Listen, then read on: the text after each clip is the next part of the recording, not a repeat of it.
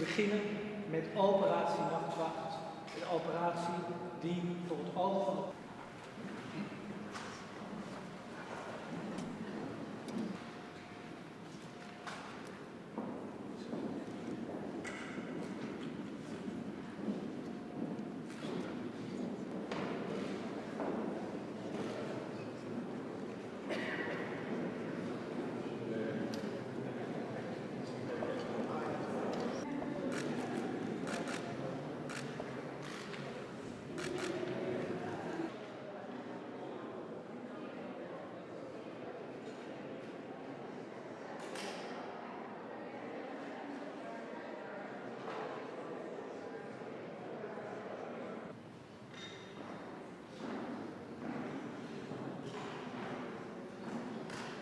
This is the first time that we can actually make a full body scan and that we can discover which pigments he used, not only through making little samples, but with scanning the entire surface.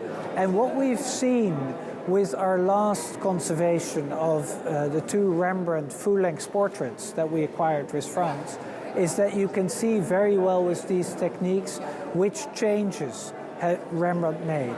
And we don't know much about how Rembrandt made this painting, and now we hope to discover more and really get a glimpse into the kitchen of the artist.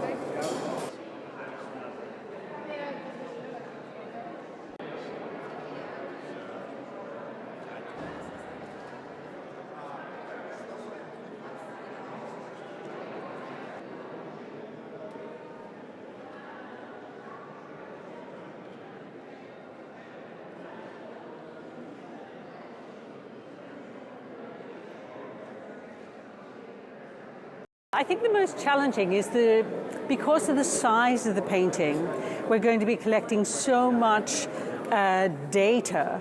The correlation of that data and the interpretation of that data will be enormous.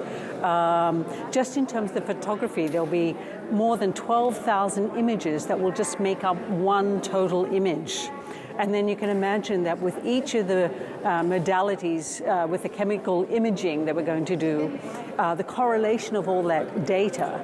So I think the huge challenge will be studying all that material, interpreting all that material, and then trying to come to an understanding of actually what it means for the condition and and how the picture was painted.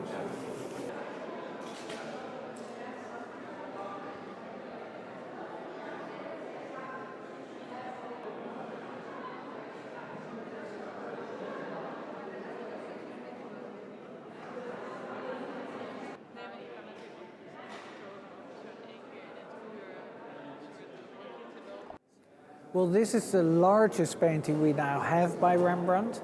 It is also a very complex composition, and Rembrandt, every time he has to do something, he does something completely new and unknown.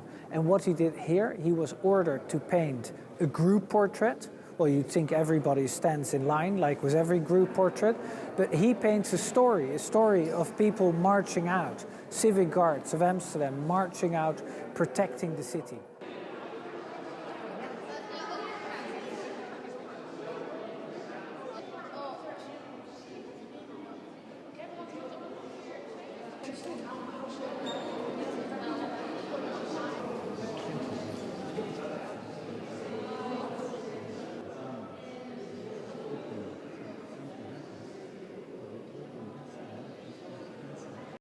Well, of course, I think in this case, the painting is a very large painting. I mean, it's more than 4 meters long by more than 3.5 meters high.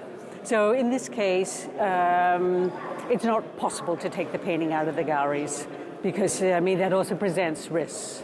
So I think this is really the best situation for this painting, for it to happen in the galleries. And it's also not possible to make a prognosis about how long the research will take or how long the actual treatment would take. So I think, you know, all things considered, I think that this is really the optimal situation to have it taking place here in the galleries. The public can follow it. I think, you know, for the conservators and the researchers working on the painting, it will take a little bit of getting used to, but I think after a few days, it won't be such a problem.